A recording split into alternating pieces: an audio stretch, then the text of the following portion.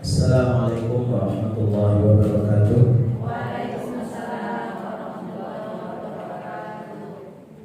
Alhamdulillah, wassalatu wassalamu ala rasulillah, wa la hawla wa la quwwata illa billah. Rabbi shrah li sadri wa yassir li amri wahlul 'uqdatam min lisani yafqahu qawli. Ibu-ibu yang dirahmati oleh Allah Subhanahu wa taala, sebelum kita masuk, mari kita baca lagi surat Al-Fatihah. Yang benar semakin benar, yang salah bisa mendekati kebenaran.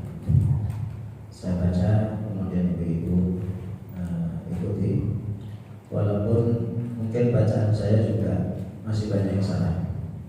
Jadi mohon maaf, kemarin waktu Ramadan itu di Madinah, nyetor ke salah seorang guru di Masjid Nabawi, di Al-Fatihah saya itu disalahin 8. Bacaan Al-Fatihah saya salah 8. Kemudian di Mekah itu ketemu dengan guru yang sangat muda, masih umur 25 tahun. Saya setor Al-Fatihah disalahin 4 atau 5. Jadi mungkin bacaan saya belum sempurna, tapi insyaallah kita sama-sama belajar. Kita mulai dari ta'awud. A'udzu billahi minasy syaithanir rajim. Mari. A'udzu billahi minasy syaithanir rajim. Biasanya kalau ta'awud itu disalahkan di a dengan bukan dari sini. A'udzu ya. A'udzu billahi minasy syaithanir rajim. A'udzu billahi minasy syaithanir rajim. Dan minasy itu bukan minasy. Dia huruf lidah, bukan huruf bibir. Minasy dari minasy yang main lidah. Minasy.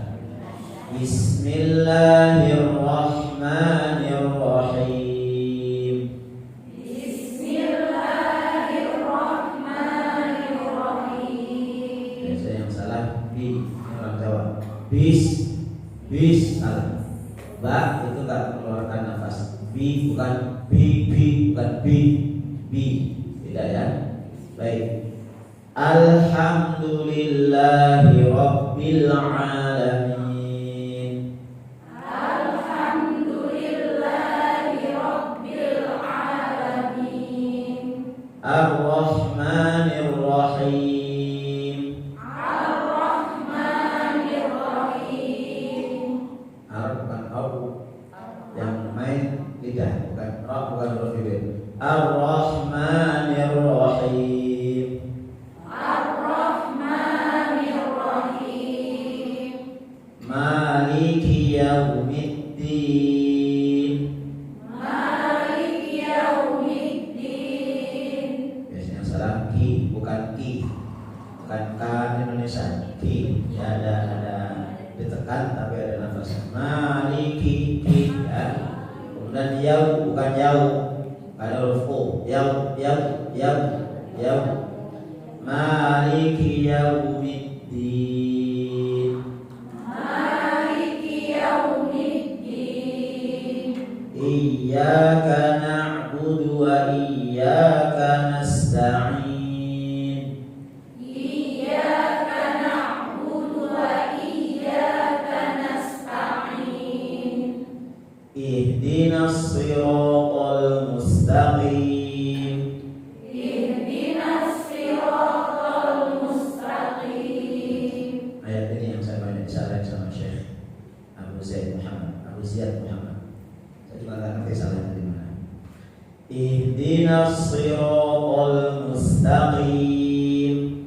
Ihdinas siratal mustaqim. Siratal ladzina an'amta 'alaihim. Siratal ladzina an'amta 'alaihim. Ghairil maghdubi 'alaihim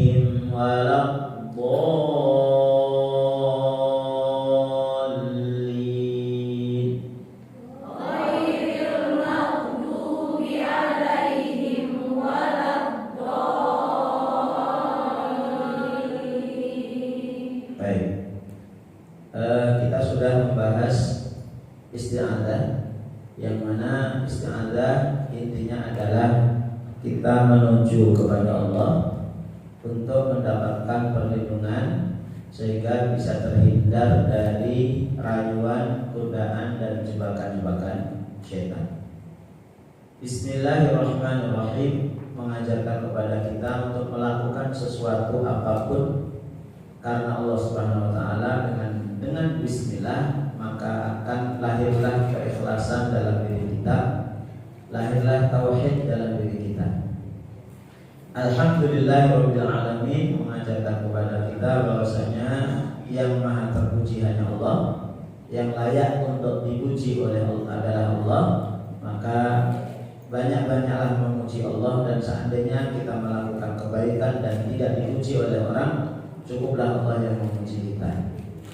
Ar-Rahman Ar-Rahim mengajarkan kepada kita untuk berbaik sangka kepada Allah husnudzon, karena Allah Subhanahu wa taala sangat sayang kepada kita, walaupun kadang-kadang apa yang diberikan kepada kita itu berupa ujian, mulai dari kekurangan ekonomi, kemudian kematian keluarga dekat, kemudian musibah apapun, itu semuanya adalah dalam rangka Allah Subhanahu wa taala menyayangi kita.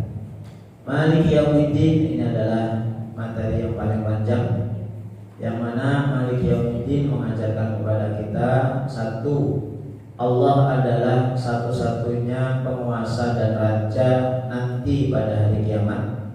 Tidak ada satupun yang bisa menolak dan menghalangi kekuasaan Allah serta kemauan Allah berupa menghancurkan bumi dan seisinya. Kemudian juga yang kedua, Yaumiddin mengajarkan kepada kita bahwasanya pembalasan yang sesungguhnya itu adalah di akhirat. Maka ketika kita melakukan kebaikan di dunia dan belum dibalas oleh siapapun, termasuk mungkin belum dibalas oleh Allah, maka memang dunia ini bukan tempatnya menerima balasan. Dan juga Maliki Yaumiddin mengajarkan kepada kita tentang perjalanan manusia yang begitu panjang, mulai dari alam rahim, alam dunia, alam kematian, alam kubur, kemudian alam di padang mahsyar, kemudian apa yang terjadi di padang mahsyar, kemudian bagaimana orang melewati titian, yang ada yang jatuh, ada yang tidak, kemudian melewati jembatan yang kedua, yang akhirnya seseorang itu akan mendapatkan betul-betul balasan dari Allah ketika sudah masuk ke surga. Iyyaka na'budu wa iyyaka nasta'in mengajarkan kepada kita bahwasanya satu-satunya bekal untuk persiapan Yaumiddin adalah ibadah. Ya, ibadah dengan segala maknanya yang begitu luas, mulai dari ibadah kita kepada Allah maupun ibadah kita yang sifatnya sosial, sifatnya keilmuan. Kemudian iyyaka nasta'in bahwasanya kita tidak mungkin akan melakukan ibadah kalau tidak mendapatkan pertolongan dari Allah. Maka kita minta kepada Allah pertolongan itu dalam hal apapun, termasuk ketika kita ingin mendapatkan keikhlasan, kita ingin mendapatkan ilmu, mintanya kepada Allah. Ihdinas siratal mustaqim sudah ya? Sekarang yang terakhir. Baik. Ihdinas siratal mustaqim mengajarkan kepada kita bahwasanya perjalanan hidup ini penuh dengan liku-liku. Maka kita minta kepada Allah agar diberi jalan, diberi petunjuk, diberi hidayah, sehingga kita mendapatkan jalan yang lurus. Nah, ayat terakhir, siratal ladzina an'amta 'alaihim ghairil maghdubi 'alaihim waladdallin, ini menjelaskan ayat yang ke-6. Jadi ayat yang ke-7 adalah menerjemahkan ayat yang ke-6. Ayat yang ke-6, ya Allah tunjukkanlah kami ke jalan yang lurus. Nah, jalan yang lurus itu siapa? Ya, jalan yang lurus itu jalan yang mana? Maka Allah Subhanahu wa taala sudah memberikan contoh jalan yang lurus, jalan yang ditempuh, yang harus ditempuh oleh orang-orang mukmin, sehingga kita itu tidak meraba-raba jalan hidup itu. Siapa jalan yang lurus itu? Nah, ayat yang ke-7, sirat, yaitu jalan alladzina, orang-orang yang an'amta, engkau beri nikmat, alaihim, atas mereka. Siratal ladzina an'amta 'alaihim, yaitu jalan yang ditempuh oleh orang-orang yang Engkau beri nikmat kepada mereka. Nah, apa yang maksud dengan jalan ini? Jalan yang dimaksud dengan orang-orang diberi nikmat adalah nanti diterjemahkan di surat An-Nisa. Wa may yuti'illaha war rasul fa ulaika ma'al ladzina an'ama Allahu 'alaihim minan nabiyyin was-siddiqin wasyuhada'i was-shalihin. Ternyata jalan yang ditempuh oleh orang-orang yang diberi oleh Allah nikmat itu ada jalannya satu, para nabi. Jadi kita harus menempuh jalan yang ditempuh oleh para nabi. Yang para nabi mulai dari Nabi Adam sampai Nabi Isa alaihissalam itu nanti diringkas dan disempurnakan oleh Rasulullah SAW. Maka kalau kita mengikuti Nabi Muhammad SAW, otomatis kita itu mengikuti Nabi Adam, mengikuti Nabi Ibrahim, mengikuti Nabi Isa dan seterusnya. Dan kalau kita memang betul-betul mengikuti Nabi Isa, maka kita harus mengikuti Nabi Muhammad. Maka seorang muslim ibu-ibu itu tidak boleh memisahkan antara satu nabi dengan nabi yang lain. Jadi kita ini mengikut Nabi Isa, bukan berarti mengikut Nabi Isa itu agamanya Kristen, bukan. Justru kalau mengikuti Nabi Isa alaihissalam, bahasanya kita ini lebih Kristen daripada orang Kristen bahasanya. Walaupun tak begitu, kita ini Muslim.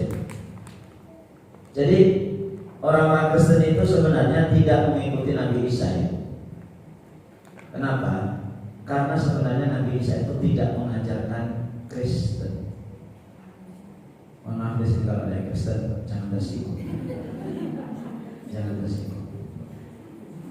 Benar bukan orang Kristen suruh sini. Kalau dia bisa menunjukkan Nabi Isa itu mengajarkan Kristen, kita siap masuk Kristen. Betul, saya berani begitu. Karena Nabi Isa itu tidak mengajarkan agamaku namanya Kristen, enggak. Sama sekali. Kata-kata Kristen itu muncul sekitar 300 tahun sesudah Nabi Isa diangkat ke langit. Mohon maaf, di rumah saya ada Bible model lama, model baru, sesekali saya baca.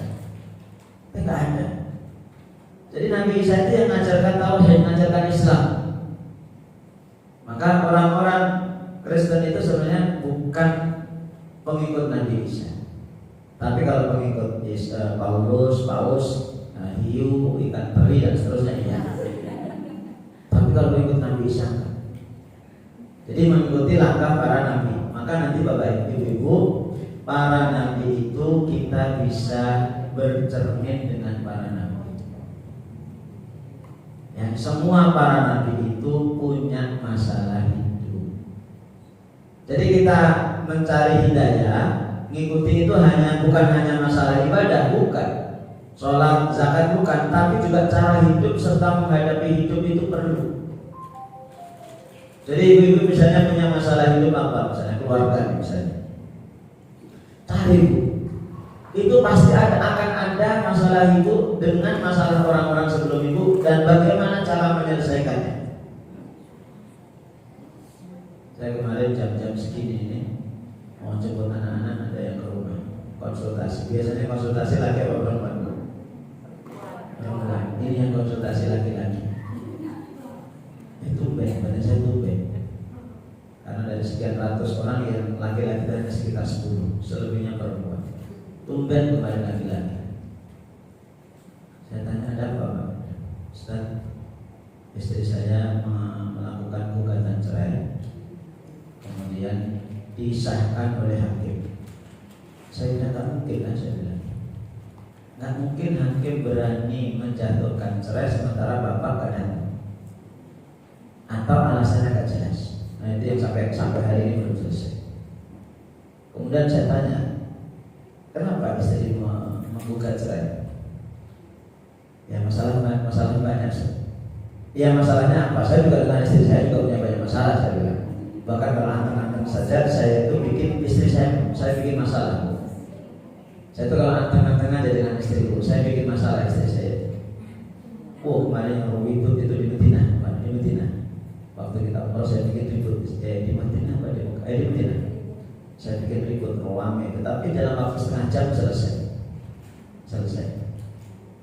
Dan caranya banyak, bikin istri panas itu caranya banyak. Jadi kalau bisa mengobarkan api harus bisa memadamkan api. Ini bisanya cuma mengobarkan api permasalahan rumah tangga, tapi matinya nggak bisa.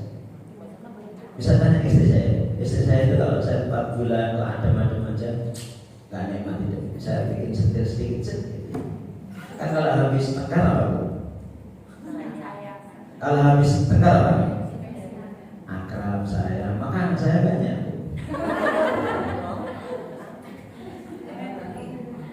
Anak saya berapa?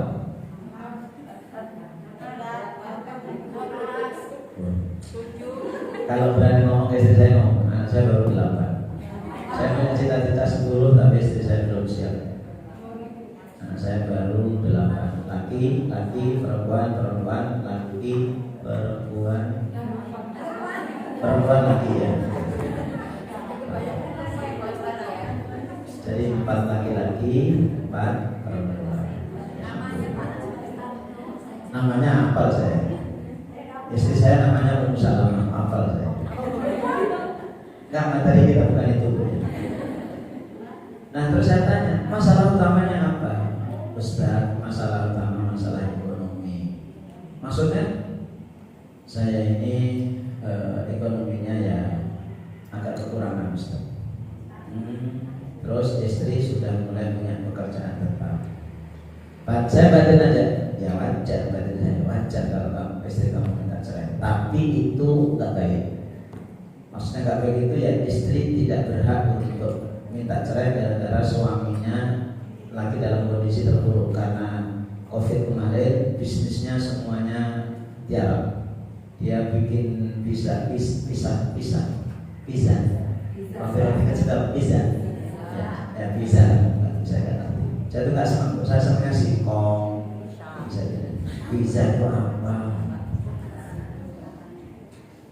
Nah, terus saya bilang, tolong istri Anda kesini saja. Saya mau ceramah. Kalau hanya gara-gara itu Pak, istri itu boleh minta cerai kalau suaminya itu melakukan dosa besar. Misalnya zina, mabuk-mabukan, baru boleh minta cerai. Kalau sudah tak kuat, kalau masih kuat itu bertahan dulu. Contohnya Anda, Asia itu menjadi pemimpin perempuan di surga. Kenapa menjadi pemimpin? Karena dia sabar, punya suami Tuhan Fir'aun. Suaminya kan Tuhan tuh ya. Dan dia kan aku ana rabbukumul a'la, aku Tuhan kalian yang maha tinggi. Loh, suaminya Tuhan loh. Tapi sama Asia tetap dilayani, masak dilayani, mohon maaf dirancang dilayani.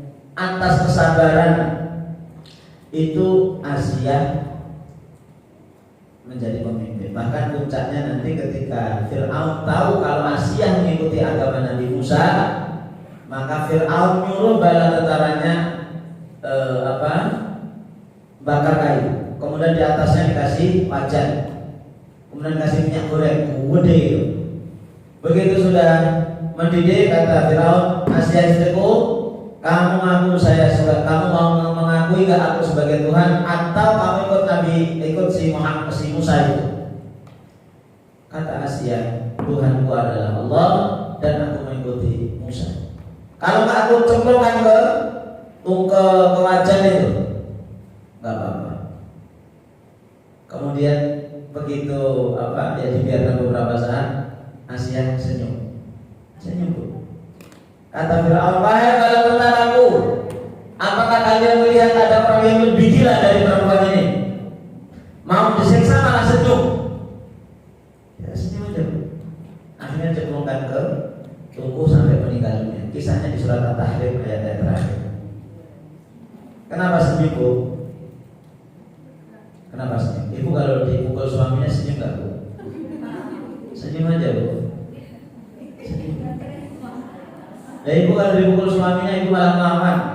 Oh iya Ustaz, suami saya bannya baru sapunya putih, saya udah hitam. Baik. Kenapa Bu? Kenapa senyum? Karena saat itu Doanya ada surat At-Tahrim. Rabbi bnili 'indaka baitan fil jannati wa najjini min fir'auna wa 'amalihi wa najjini minal qawmi dhalimin. Ya Allah, selamatkan aku dari Fir'aun dan bala tentaranya, dan selamatkan aku dari orang-orang zalim. Akhirnya apa? Allah kabulkan saat itu dengan ditampakkan istana di surga. Dan Asia melihat dengan mata kepalanya, mata batinnya, itu istana. Akhirnya beliau senyum. Jadi senyumnya itu karena dikabulkan oleh Allah doanya. Ini menunjukkan kalau ada masalah apapun, bukan hanya masalah ibadah, baca Quran, sholat, enggak, masalah menghadapi kehidupan, sudah tinggal ngikutin jalan orang-orang sebelum kita. Jadi bukan masalahnya banyak. Nanti punya masalah dengan anak, ada. Anaknya Nabi Adam pembunuh, kan ada kan? Anak ibu sudah jadi pembunuh belum? Berarti belum seberapa. Jangan stres. Anak ibu sudah kayak anaknya kafir, enggak kan? Jadi sudah ada beberapa contoh. Jadi ibu kalau punya masalah, kira-kira masalahnya itu dekat dengan siapa, itu kita baca. Termasuk juga misalnya ada dalam Al-Quran itu lengkap. Perempuan itu lengkap. Satu, perempuan yang suaminya meninggal duluan, dia didik sendirian, ada. Yang kedua, perempuan yang suaminya begajul, ada. Tahu maksudnya begajul? Nakal, ya kayak Fir'aun itu. Ada perempuan yang suaminya ditinggal sejak dia hamil, ada. Ada perempuan yang tidak ada suaminya atau ada suaminya tapi sering ditinggal. Jadi suaminya itu sering dinas luar lah bahasa sekarang. Ada. Dia mendidik sendirian. Ada perempuan itu yang enggak menikah-nikah, ada, tapi hamil. Itulah Maryam. Iya kan? Ada. Jadi semuanya lengkap. Ibu kalau mau bicara masalah perempuan di dalam Al-Quran itu ada 21 kisah tentang perempuan. Ya, 21 kisah tentang perempuan dan hampir semuanya berbeda-beda. Nah, saya sebutkan satu-satu sedikit aja yang saya ingat. Satu, istrinya Imran.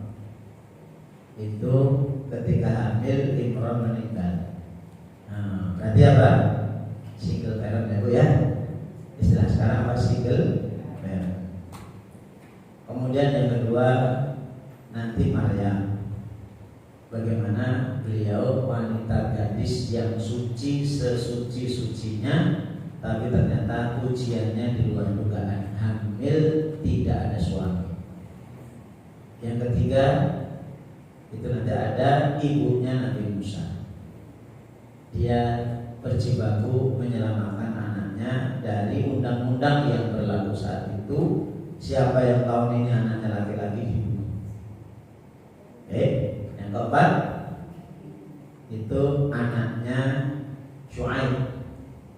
Anaknya Syuaib yang nanti akhirnya nikah dengan Nabi Musa.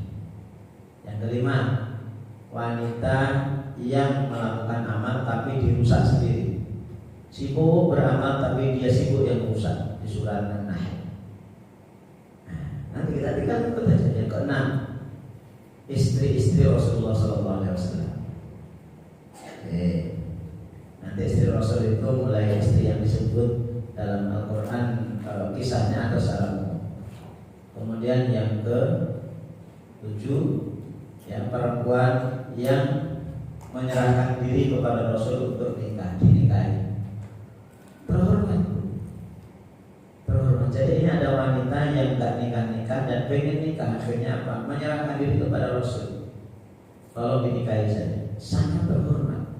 Dan dibandingkan dengan perempuan yang jajan-jajan itu. Jadi Islam itu boleh menawarkan diri. Misalnya, mohon maaf di sini ada ibu yang janda misalnya atau belum nikah, Pak Ustaz, saya siap menjadi istri yang kedua, ketiga. Itu sah. Loh, dalam Islam sah. Dan itu terhormat tuh. Wallahi terhormat. Walaupun mohon maaf, Walaupun mama saya ya dikit-dikit masih takut lah sama istri. Bukan takut sayang. Itu contoh ya. Terhormat, enggak masalah daripada mohon maaf. Saya ini status gadis dan janda siap menerima telepon, tarik. Terus nanti ada perempuan lagi, ya, perempuan lagi itu istrinya Fir'aun tadi, Asia. Kemudian ada perempuan kisah Aisyah dengan Hafsah, surat Al-Tahrim. Kemudian perempuan istrinya Nabi Nuh dan istrinya Nabi Lut. Ini kalau ini yang soleh dan laki-laki, yang enggak soleh perempuannya. Nah, kita bisa bercermin di situ. Kemudian yang berikutnya istrinya Abu Lahab. Ya, istrinya Abu Lahab. Jadi itu banyak kisah tentang perempuan di dalam Al-Quran. Itu kita siratal ladzina an'amta alaihim. Pertama para nabi, tadi jalannya para nabi. Kemudian jalannya as-siddiqin, jalannya orang-orang yang membenarkan para nabi. Jadi ini kelasnya kelas sahabat. Siddiqin orang yang membenarkan. Jadi jalannya orang yang diberi oleh Allah nikmat itu ada satu nabi, jalannya para nabi. Yang kedua, jalannya orang-orang siddiqin, orang yang membenarkan para nabi, artinya sahabat-sahabat nabi, terutama sahabat Nabi Muhammad sallallahu alaihi wasallam. Maka begitu ibu lihat sahabat Rasulullah itu, baik sahabat atau istri sahabat, itu ada hidayah, ada yang bisa kita ambil. Misalnya suami ibu pelit enggak? Enggak. Ada yang pelit? Ada. Nanti istrinya sahabat ada yang pelit, Bu. Namanya Abu Sofyan. Abu Sofyan itu istrinya namanya Hindun. Dia lapor kepada Rasulullah, "Ya Rasulullah, inna Abu Sofyan rajulun syahih." Ya Rasulullah, Abu Sofyan itu orangnya pelit sekali. Pelitnya Masya Allah. Terus gimana dengan saya sama anak-anak saya? Kata Rasulullah, nah ini caranya Bu menghadapi suami pelit, Bu. Tapi karena ibu suaminya tidak ada yang pelit, tak perlu saya kasih tahu saya.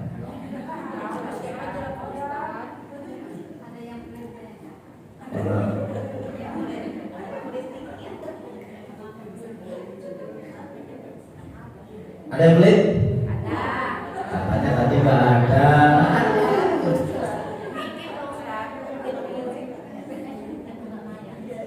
Abu Sofyan itu kaya tapi pelit. Maka kata Rasulullah, khudhi ma yakfiki anti wa waladuki. Wahai Hindun, kalau suami pelit, maka cara mengatasi ekonomi itu gampang. Ambillah harta Abu Sofyan itu yang cukup untuk kamu dan anakmu. Artinya, misalnya ibu punya suami kaya, punya duit tapi pelit, sebulan cuma dikasih 1 juta misalnya. Sementara ibu itu pengeluarannya sebulan itu gak kurang dari 4 juta.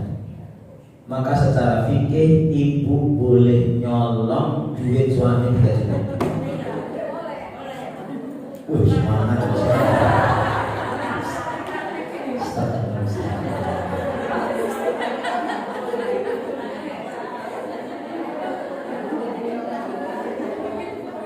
Ingat, kalau dia pelit itu jalan terakhirnya begitu. Tapi sebelumnya perlu kita minta kasih tahu, Pak, ini SPP sekian, Pak belanja sekian, Pak untuk jajan sekian, sebulan Pak kebutuhannya 4 juta.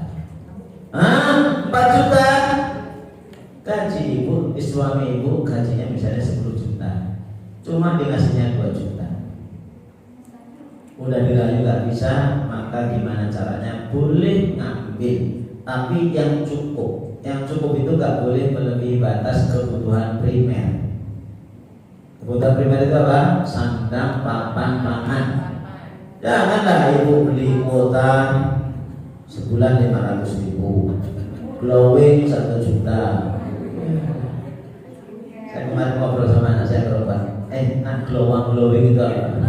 Saya kan ngerti glowing itu lebih wajahnya itu bersinar gitu ya. Bersinar yang mana itu yang cerah. Udah kasih minyak goreng aja. Jadi istri para sahabat, nanti ada juga istri sahabat yang sangat miskin tapi terima. Ada. Dan suaminya itu utang sana utang sini. Ada. Itulah anaknya Abu Bakar, namanya Asma. Asma binti Abi Bakar, suaminya kan Zubair bin Awam, utangnya banyak tuh. Nah, ada suami itu yang senangnya utang? Oh, enggak ada.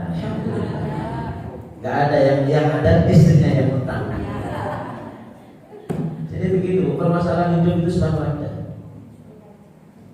Mohon maaf, ada sahabat atau Rasul atau Nabi yang mohon maaf istrinya enggak punya anak. Ada caranya selesaikan. Ada yang anaknya banyak, ada. Rasulullah itu kan anaknya kan meninggal waktu kecil ya, laki-laki itu. Ini kan hiburan untuk kita, dan itu hidayah. Itu adalah jalan yang harus kita tempuh. Baik, itu Nabi Siddiqin yang ketika syuhada, jalannya orang-orang yang mati syahid. Mungkin kalau orang yang mati syahid tidak begitu banyak, karena biasanya ya Rasul serta para sahabat itu mati syahid. Mereka inginnya mati syahid. Ya kemudian was-sholihin, jalannya orang-orang soleh. Maka kita itu kalau hidup ibu-ibu gak usah merekayasa, gak usah mencari jalan yang gak jelas. Ngikutin aja orang, ngikutin orang Nabi, ngikutin syuhada, ngikutin orang sahabat, ngikutin orang soleh, udah selesai. Ya, misalnya ibu menekuni sahabat A, ibu di rumah punya buku tentang sahabat A, terutama Rasulullah. Maka ibu-ibu kalau bisa di rumah itu ada buku tentang Rasul, terutama Sirah Nabawiyah, Sofia Rahman Al-Mubarakfuri, sekitar 89 atau 90.000. Dibaca tiap hari. Permasalahannya apa, kehidupannya apa. Itu siratal ladzina an'amta 'alaihim yang harus kita lalui. Ya, karena apa? Semua yang kita lakukan pasti sudah ada contoh sebelumnya. Ibu miskin, ada keluarga dulu miskin. Ibu kaya, ada keluarga dulu kaya. Ibu ribut dengan tetangga, dulu ada orang ribut tentang tetangga. Ibu ribut dengan suami, ibu ribut dengan anak, ribut dengan mertua, dengan besan. Udah ada contohnya.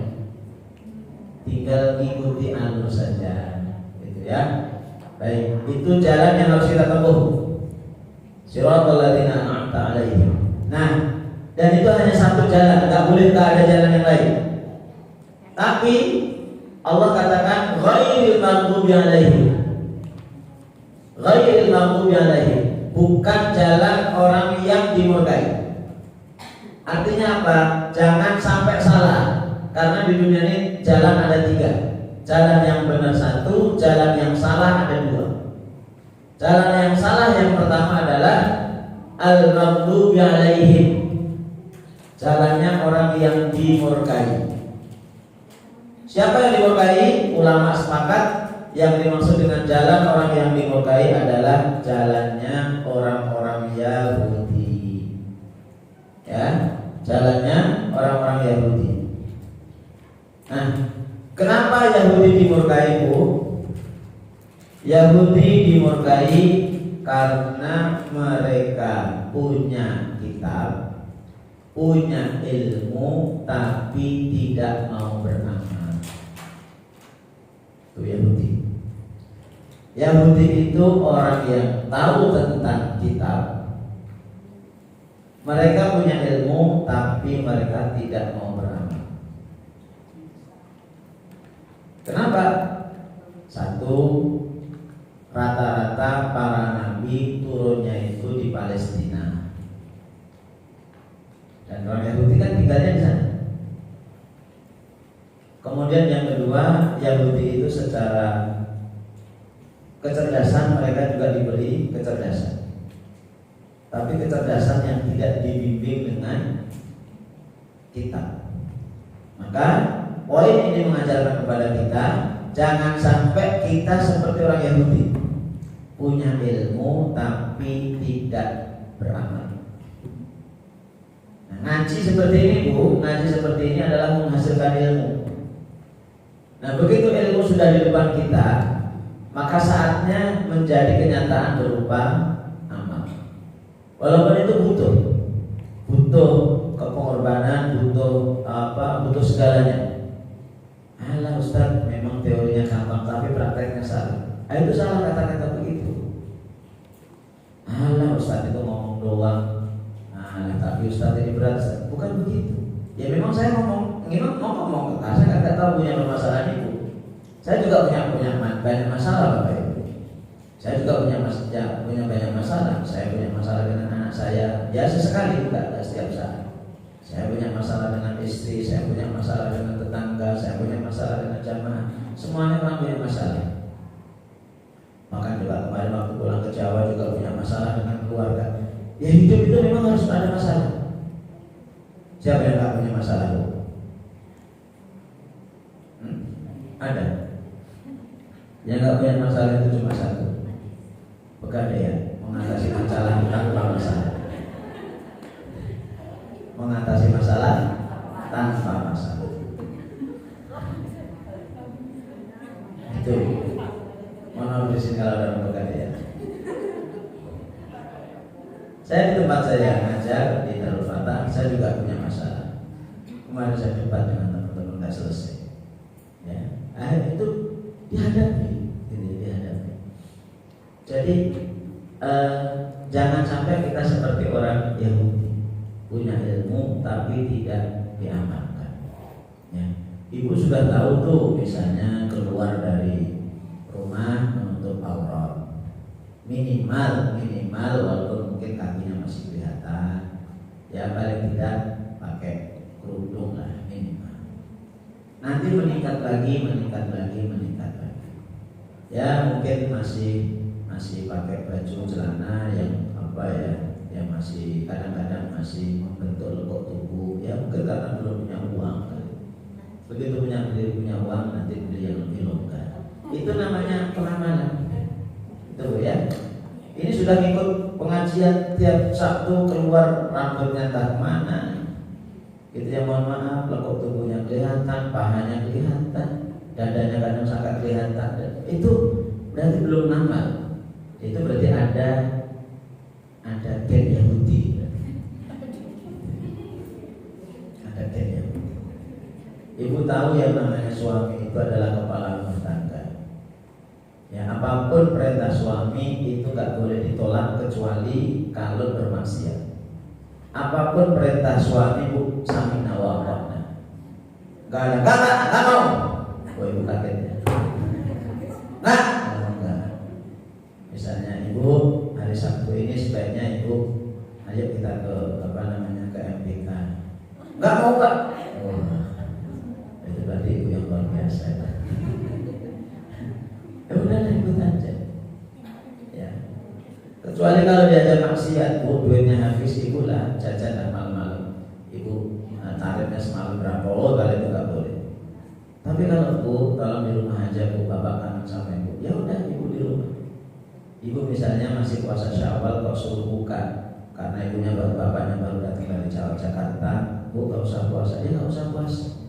Karena taat kepada suami itu lebih tinggi daripada puasa sunnah. Tapi nggak boleh direkayasa. Pak, nanti hari ini saya sebenarnya mau puasa Syawal, tapi bapak kalian saya nggak boleh. Itu loh. Ibu tolong saya Bu, di rumah itu misalnya gini, bapaknya gini, Ibu tolong di rumah kalau lagi gak ada anak-anak, ibu pakai anduk aja boleh. Ya, benar loh Bu.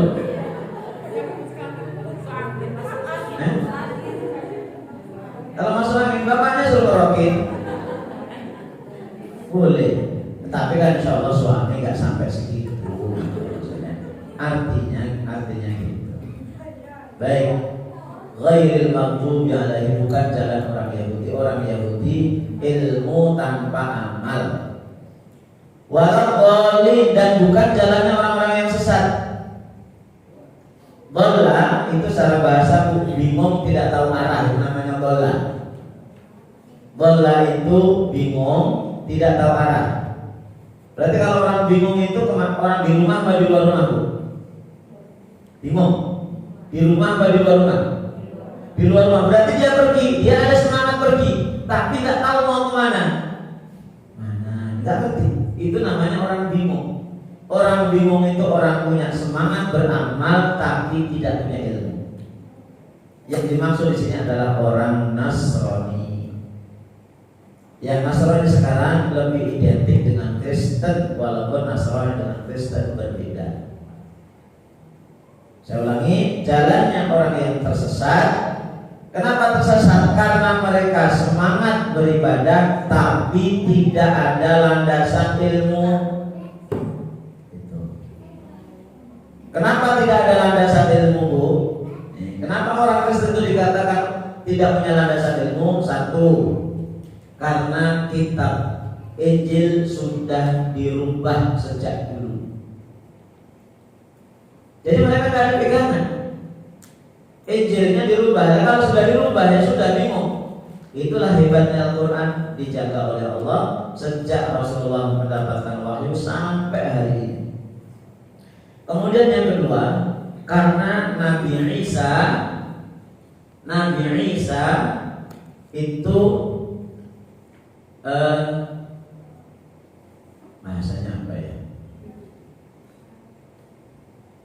Intinya gini, Nabi Isa itu mengatakan nanti sepeninggalan saya ada nabi, maka ikuti nabi itu. Nah, sementara Nabi Isa itu belum memberikan contoh secara sempurna dalam kehidupan. Maka nanti yang menyempurnakan adalah Rasulullah SAW. Contoh begini, Nabi Isa nikah nggak, Bu? Nabi Isa nikah nggak? Enggak. Orang 33 tahun belum diangkat ke langit. Nanti di langit kedua beliau Isra Mi'raj, nanti langit kedua Rasulullah ketemu dengan Nabi Isa. Lah karena Nabi Isa itu nggak menikah, orang Kristen gimana caranya menikah, Bu? Nanti seharusnya Rasulullah yang diikuti Rasulullah. Orang Kristen itu seharusnya mengikuti Rasulullah, karena itu perintahnya Nabi Isa. Kalau rumah tangga Nabi Isa nggak mencontohkan berumah tangga, gimana orang Kristen berumah tangga? Terus gimana orang Kristen itu nanti kalau punya masalah suami istri, gimana cara cerai, gimana cara menyelesaikan rumah tangga? Nggak ada. Tapi mereka menikah, kan? Sebagian dari mereka menikah. Terus Nabi Isa apalagi nggak punya anak, gimana cara mendidik anak? Nggak ada. Nabi Isa meninggal nggak, Bu? Enggak, kan diangkat ke langit. Kalau Rasulullah meninggal nggak?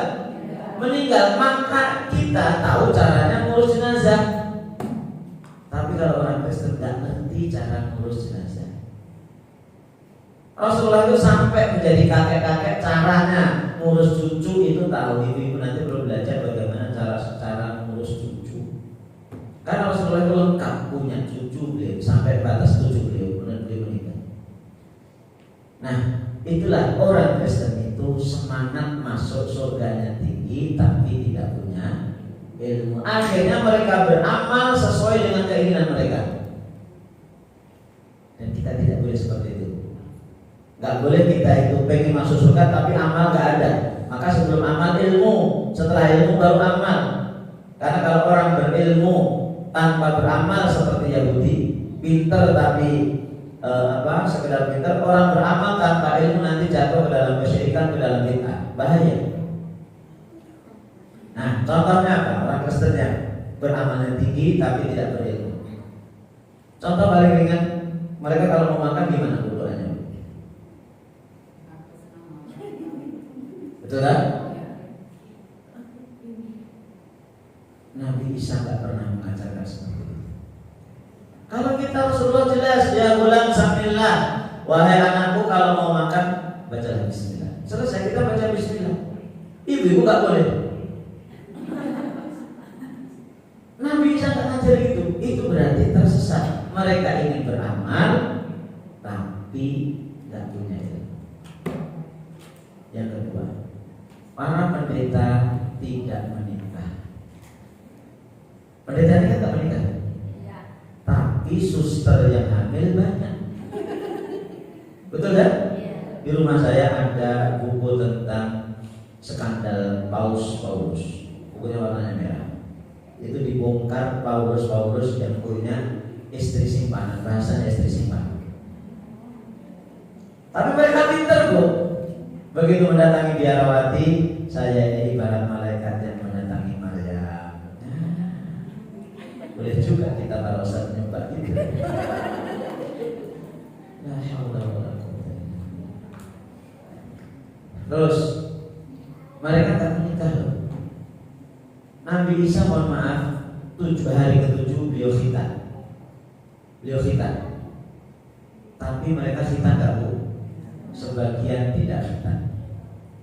Nabi Isa mengharamkan babi, tapi mereka ternyata biasa makan babi. Yang terakhir kemarin saya lihat dari Rebo waktu saya punya kegiatan dengan anak-anak sekolah. Anak-anak saya di sekolah di Pemilik itu ada 3. Waktu kami ada acara para tasmid, kami terganggu dengan suara percentukan, terganggu betul ya. Saya itu kalau ada dengar musik itu telinga saya itu agak gatal. Apa itu? Ustaz, mereka lagi ada acara apa? Ternyata bapaknya, namanya Pak Poltak siapa itu, polisi, itu meninggal dunia hari Senin apa Selasa. Itu hari Rabu belum dikubur, masih dipeti, kemudian dikasih jas, celana, sepatu, dihias. Coba siapa yang ngajarin itu? Nabi bisa ngajarin kan? Berarti itu beramal tanpa ilmu. Habis itu bu nyanyi bu, harus itu gak nyanyi. Saya nggak ngerti lagunya apa. Pokoknya nyanyi bahagia. Batin saya dulu. Ini kan ditinggal kepala rumah tangga, seharusnya sedih kan? Dan dimana nyanyi bahagia? Saya tanya sampai kapan? Itu biasanya Ustaz itu nunggu seluruh keluarga besarnya sampai datang semuanya. Bisa 2 hari, bisa 3 hari, bahkan bisa sampai pekan. Ya Allah, sampai 1 pekan. Jadi memang kasih formalin.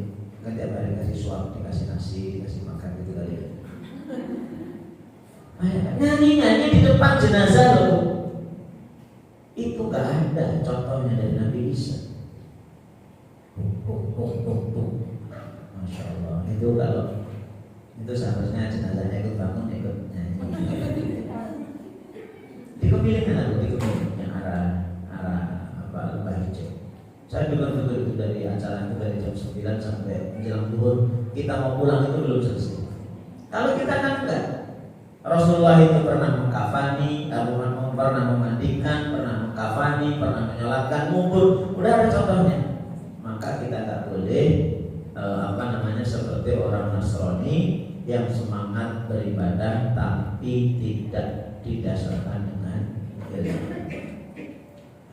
Tidak disahkan dengan ilmu. Dan banyak contohnya seperti itu. Nah, inilah makna siratal ladzina an'amta 'alaihim, yaitu jalannya orang-orang yang engkau beri nikmat, bukan jalannya orang-orang yang engkau berkahi, yaitu orang Yahudi, dan bukan jalannya orang-orang yang tersesat, yaitu jalannya orang-orang Nasrani. Maka ayat ke-7 ini mengajarkan kita mengajarkan kita untuk banyak mencari ilmu. Ya, ayat ke-7 mengajarkan kita banyak mencari ilmu. Ya, karena kalau tidak beribadah tanpa ilmu, nanti banyak orang tersesat. Yang kedua, mengajarkan kita untuk banyak membaca sejarah orang-orang terdahulu. Membaca sejarah orang-orang terdahulu, terutama para nabi dan rasul. Kemudian Kemudian ayat yang ketujuh mengajarkan kepada kita untuk mengamalkan ilmu walaupun masih baru sedikit. Begitu kita sudah tahu, diamalkan. Mengapa? Kalau kita mengamalkan ilmu, maka Allah akan menambahkan ilmu walaupun kita mungkin tidak belajar. Ya. Jadi kalau kita mengamalkan satu ilmu nih, misalnya ibu mengamalkan tadi menutup aurat. Begitu ibu menutup aurat, ya nanti Allah akan Allah akan uji ibu. Nah, benar tak kira-kira si ibu ini mau menutup aurat? Nanti ada tawaran dari teman-temannya, alah, nggak usah nutup aurat, ibu ini orangnya seksi, orangnya cantik, udah jangan ibu masih muda, itu godaan. Ibu nanti dikasih celana jeans, dikasih apalah, itu godaan. Itu contoh. Maka ngaji seperti ini harus menghasilkan amal, termasuk juga ibu dengan suami. Ya saya nggak tahu suami ibu itu kayak Nabi Muhammad atau kayak Abu Lahab atau kayak Fir'aun, saya nggak tahu, atau kayak Abu Sufyan, saya juga nggak tahu. Gitu ya. Itu caranya begitu. Yaitu selesai kita Al-Fatihah dan insyaallah nanti bulan Juni kita masuk ke surat An-Nas ya, masuk surat An-Nas. Baik, silakan kalau bertanya karena kita sampai jam 11 di WA itu sampai jam 11. Silakan kalau ada yang mau bertanya. Boleh materi ini, boleh materi yang lain, boleh WA, boleh pakai kertas, boleh langsung silakan. Monggo. Monggo.